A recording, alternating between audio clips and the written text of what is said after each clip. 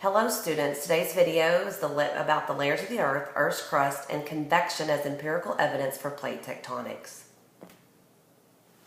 The Earth's layers. The Earth's interior is divided into 4 layers: the crust, mantle, outer core, and inner core.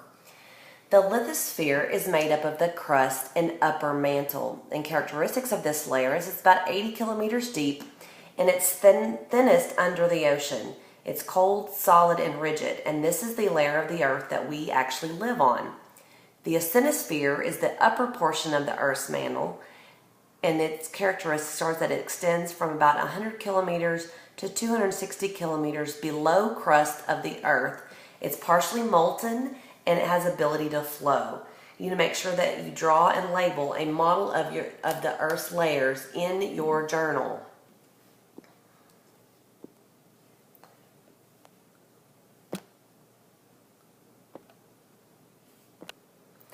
Make sure you answer this question time question before moving on.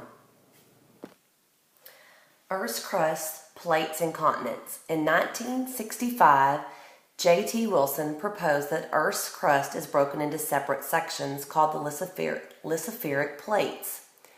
Plates can carry the continents or carry parts of the ocean floor to fit closely together along plate boundaries. And remember, the lithosphere is actually the level of the Earth, or the layer of the Earth that we live on. Continents are a large part of the lithospheric plate and have moved over time and continue to move. And they move at a rate about 2 centimeters to 10 centimeters a year, which is the same amount of time it takes for nail growth to occur over an entire year.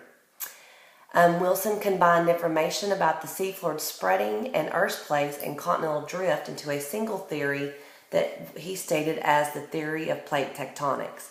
You can see in the picture here that you can see the continents, the outline of the continents underneath the different plates. The plates do not directly line up with the continents, but they do include the continents underneath them, and that's how some of them have get their name. Convection as empirical evidence to support the theory of plate tectonics. Again, we have the asthenosphere. It's the top portion of the mantle. As you can see in this clip here, you see the asthenosphere here. And if I write in a color you can see, you probably would be able to see. There's the asthenosphere. It is the top portion of the mantle and has solid and liquid properties. There's temperature differences within the layer of the mantle, which causes convection currents that drive plate movement. Just like when hot meets cold, when we did the lab in the classroom, this is the same idea that's going on inside of the mantle. Then there was evidence of the seafloor spreading, and convection currents led to the theory of plate tectonics, which supports Wegener's theory of continental drift. So now we have the theory of plate tectonics that states that pieces of the Earth's lithosphere are in constant slow motion driven by convection currents in the mantle.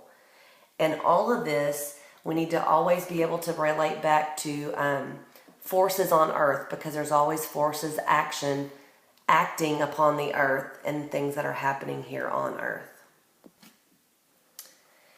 And now you may do a self-assessment. You need to answer these 4 questions in your science journal after your notes. And then here on the left you have some Google News regarding Earth's plates, and you could read different articles about that and be ready to discuss any of those in class, or ask questions, or just share any fun information you may have learned.